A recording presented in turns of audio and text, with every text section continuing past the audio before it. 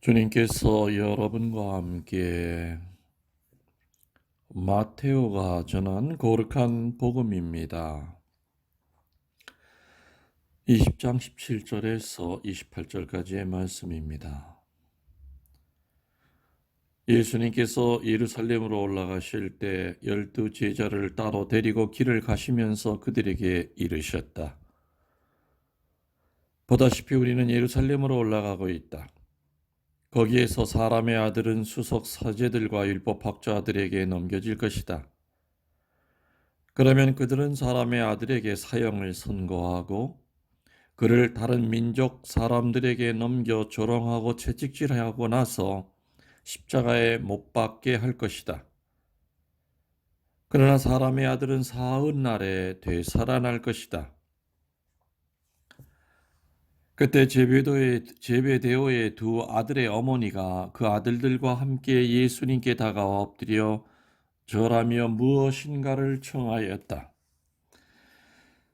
예수님께서 그 부인에게 무엇을 원하느냐고 물으시자 그 부인이 스승님의 나라에서 저의 이 두 아들이 하나는 스승님의 오른쪽에 하나는 왼쪽에 앉을 것이라고 말씀해 주십시오 하고 말하였다. 예수님께서 너희는 너희가 무엇을 청하는지 알지도 못한다. 내가 마시려는 잔을 너희가 마실 수 있느냐고 물으셨다.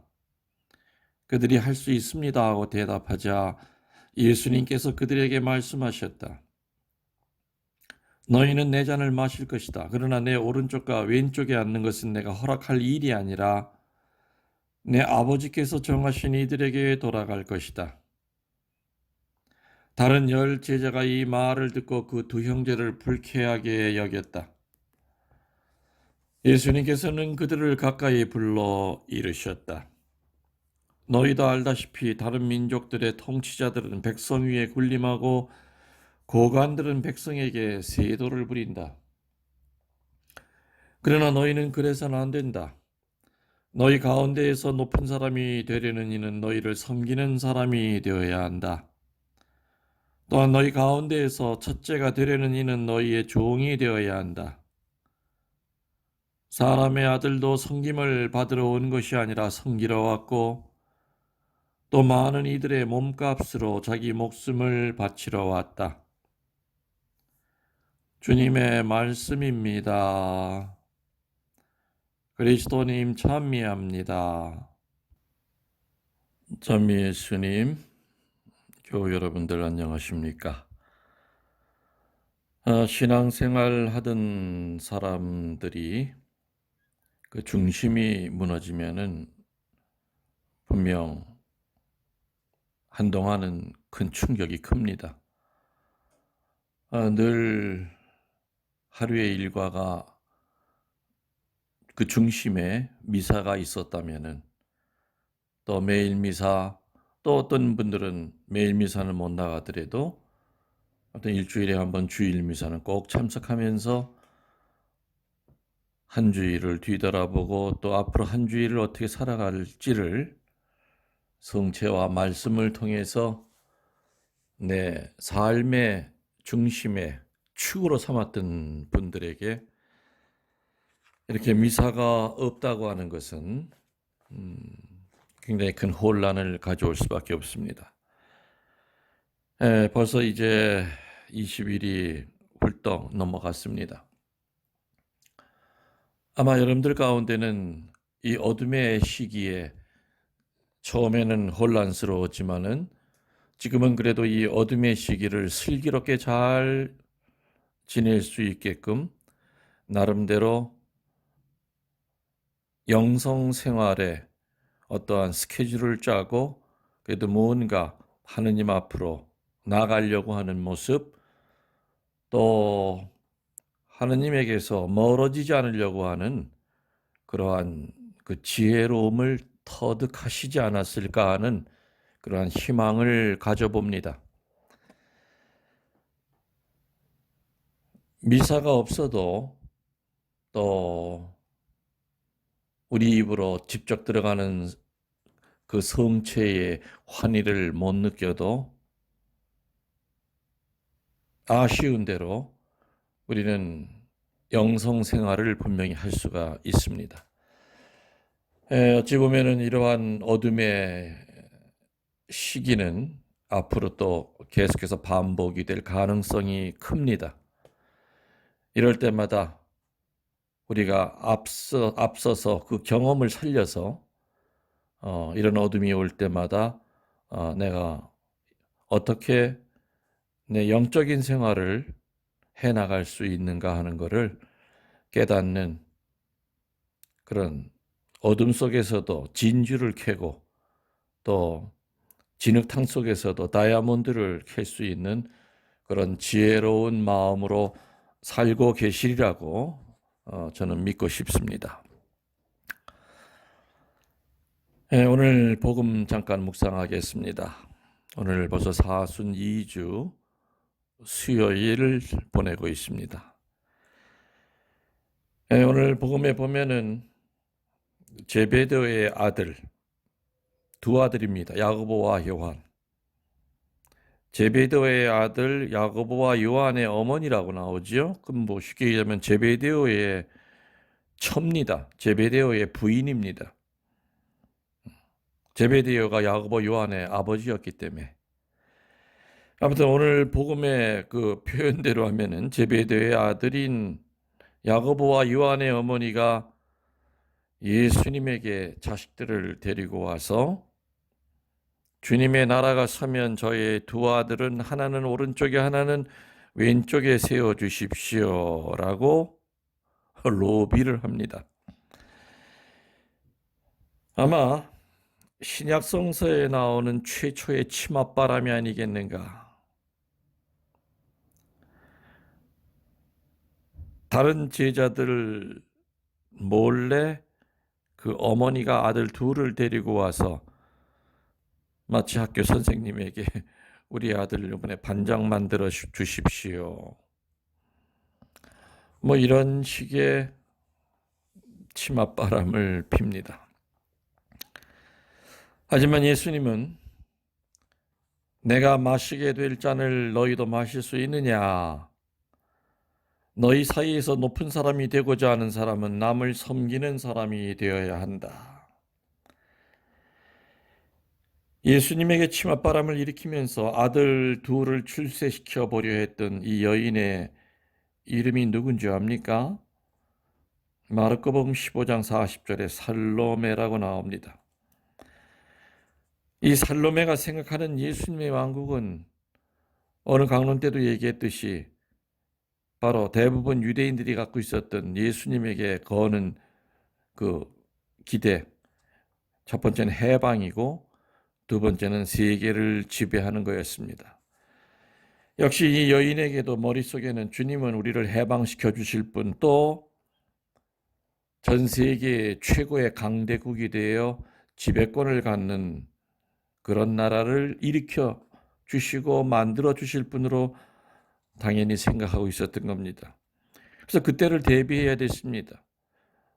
잘못하다가는 좋은 자리, 높은 자리 다 다른 사람에게 뺏길 수도 있으니까 지금부터 뭔가 아들의 위치에 대한 것을 예수님의 입으로부터 확인을 받고 싶었을 겁니다. 그래서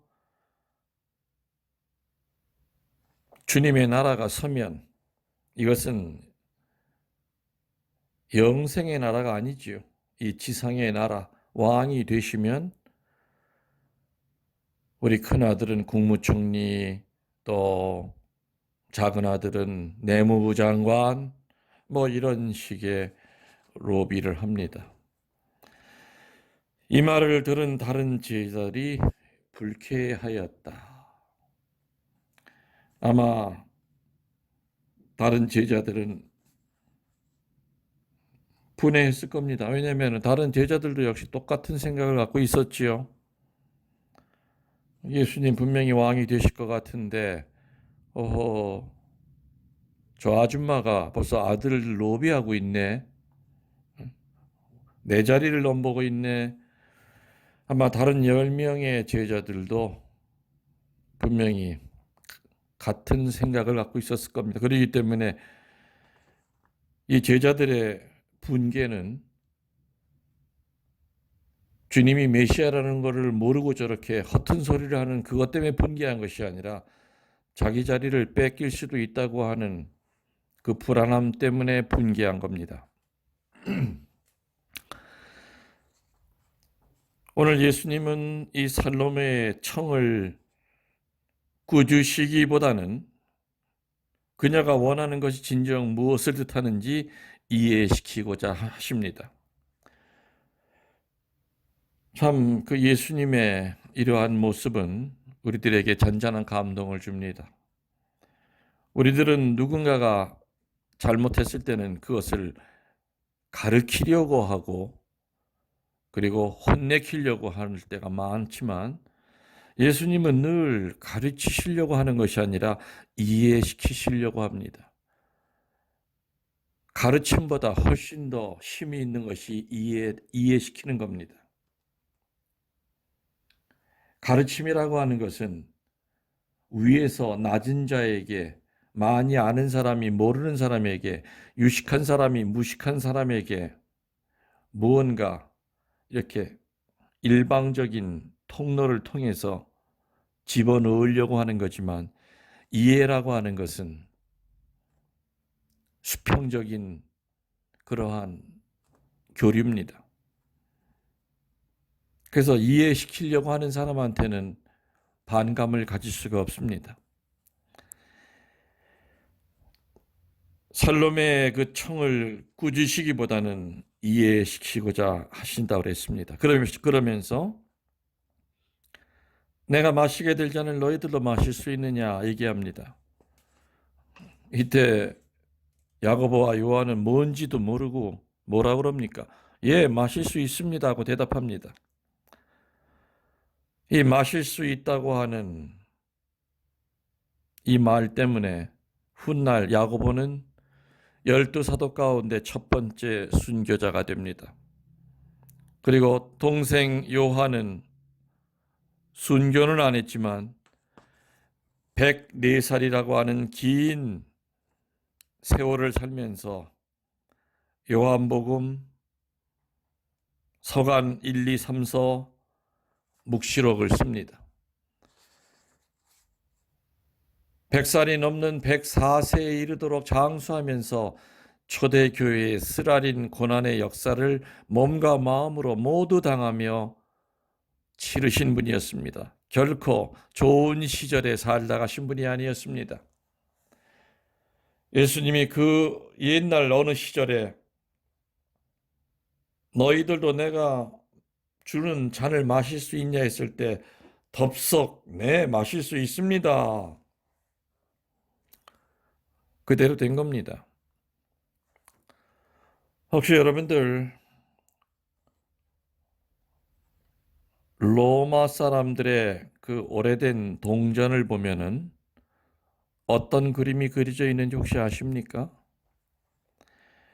황소 그림이 그려져 있는데요. 그 황소가 제단과 쟁기를 마주대하고 있습니다. 황소 앞에 성전에 있는 제단이 있고 그리고 그 소가 가는 쟁기가 있습니다. 근데 소가 그 두 개를 마주대하고 있습니다. 아마 이 뜻은, 이러한 동전을 만든 것은 그 로마 사람들의 철학이 아니겠습니까? 두 가지 일을 준비하고 있어야 된다. 즉 황소는 언젠가는 제단에서 희생 제물이 되는 숭고한 순간이 있는가 하면은 평상시에는 농가 밭에서 오랜 세월 동안 쟁기질을 해야 되는, 경작을 해야 하는 그러한 존재라는 겁니다. 이처럼 사람도 두 가지의 사명을 위해 준비하고 있으라는 뜻입니다. 예수님께서 우리에게 주시는 잔도 마찬가지입니다. 그리스도를 따르기 위해서 우리가 마셔야 할 고난의 잔으로서 순교의 순간을 준비해야 될 때도 있고 또 동시에 매일매일 열매 맺는 삶을 성실히 해야 되는 지금 이 순간도 있다는 겁니다. 매일매일 성실한 삶을 통해서 기쁨을 맛보기도 하겠지만 언젠가는 순교의 고통도 각오해야 된다는 겁니다.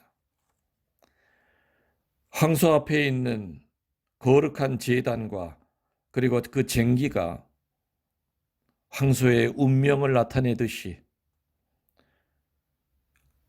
예수님을 따르는 우리들도 제단 위에 놓여질 거룩한 그러한 제물이 될 때도 있지만은 일상의 생활 가운데서 땀 흘려서 밭에 묻혀 있는 보물을 캐야 되는 그러한 노력도 필요하다는 뜻일 겁니다. 세상에서 으뜸이라고 또 위대한 사람이라고 여기는 사람들의 그 기준은 뭡니까? 여러분들이 생각하실 때 타인을 지배하는 겁니까? 명령 한마디로 다른 사람을 마음대로 움직일 수 있게 하는 겁니까? 손짓 하나로 사람의 인생을 좌지우지하는 것입니까? 그런 것이 세상에서 가장 으뜸이고 위대한 사람의 기준이 되는 겁니까? 오늘 예수님이 제시하는 그 기준은 한마디로 봉사입니다. 섬김을 받는 자가 아니라 섬기는 자들입니다. 여러분들 장작을 팬다고 그러죠. 장작을 팰 때 여러 상황이 발생이 됩니다. 첫 번째는 주인의 매에 못 이겨서 억지로 장작을 팬다면 그것은 노예입니다. 두 번째로 품삯을 받고 장작을 팬다면 그것은 노동입니다. 세 번째로 운동 삼아서 건강 때문에 장작을 팬다면 말 그대로 운동하는 겁니다. 네 번째로 독거 노인을 도와서 헌신적으로 장작을 패서 겨울 준비를 해준다면 그건 봉사입니다. 이웃을 사랑하는 행위가 될 겁니다.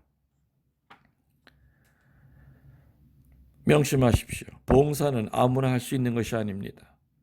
어른이 된 사람, 철이 난 사람, 성숙한 사람만이 할 수가 있습니다. 여러분이 이제껏 살아오면서 어떤 종류의 봉사든지 봉사라고 하는 것을 한 번도 해본 적이 없다 그런다면은 아직 여러분들은 어른이 아닙니다. 철이 아직 덜 난 사람입니다. 성숙한 사람이 아닙니다. 신부님 기회가 없어서 봉사 못했는데요. 그런 변명하지 마십시오. 얼마든지 찾으면 봉사할 때는 너무너무 많습니다. 교회에서만 봉사라는 뜻이 아닙니다.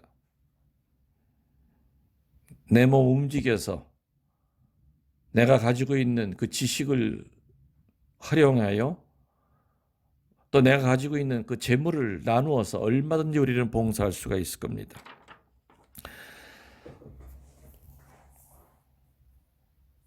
가정에서 어린애들에게 누가 봉사합니까? 부모입니다. 왜? 애들은 힘이 없고 부족해서 어린이를 섬기는 것이 아니라 그 아이의 입장을 알기 때문에 내가 도와주지 않으면은 저 아이가 할 수 있는 것이 없다는 걸 알기 때문에 무섭고 두려워서가 아니라 돈을 벌기 위해서가 아니라 아이이기 때문에 봉사하는 겁니다. 섬기는 것이 아닙니다. 예수님이 우리의 발을 씻겨주신 것도 마찬가지입니다. 우리들이 예수님보다 큰 존재이기 때문에 우리 발을 씻겨주신 것이 아니지요. 오늘 예수님은 성숙한 사람만이 참다운 봉사를 할 수 있다는 것을 강조하시면서 최초의 치맛바람을 일으키면서 예수님에게 아들 둘을 잘 봐달라고 하는 살로메에게 가르치시지 않고 온유하게 이해를 시키신다는 것. 우리들도 누군가 내 마음에 안 들었을 때, 무언가 잘못한 것이 눈에 보였을 때 소리 지르고 윽박 지르는 것보다는 우리는 이해시켜야 됩니다. 이해는 가르치는 것보다 훨씬 더 성숙한 사람만이 할 수 있는 겁니다. 그리고 봉사도 마찬가지입니다. 오늘 예수님께서는 보석 같은 말씀을 해주십니다. 너희 가운데 높은 사람이 되려는 이는 너희를 섬기는 사람이 되어야 되고 너희 가운데서 첫째가 되려는 이는 너희의 종이 되어야 된다. 제가 피정 때라든지 그런 얘기 많이 드리지요. 크리스찬 영성의 세 가지는 어려운 것이 아니라 첫 번째, 바보가 되는 것이고, 두 번째, 더러운 거 닦아주는 걸레가 되는 것이고, 세 번째, 시커먼 탄을 붙이는 불기가 있는 불이 되어 밑으로 내려가는 것이라고 피정 때마다 얘기를 드린 거 기억하실 겁니다. 우리가 예수님을 따르는 것은 이 세상의 권력이라든지 힘이라든지 물질을 때문에 예수님을 따르는 것이 아닙니다. 영혼을 바라보면서. 그래서 예수님께서 우리에게 약속하신 것은 이 세상의 축복보다는 영원한 세상을 약속하셨다는 것을 우리는 다시 한번 상기하면서 현재 내가 지금 섬김을 받는 존재인가 아니면 누군가를 섬기고 살아가는 존재인가를 다시 한번 되돌아봅시다. 교회 여러분들 강복드리겠습니다. 주님께서 여러분과 함께 전능하신 천주 성부와 성자와 성령께서는 여기 있는 교우들에게 축복을 내려주시고 치유의 은혜와 구마의 은혜와 담대한 믿음의 은혜를 허락하소서. 우리 주 그리스도를 통하여 비나이다. 아멘.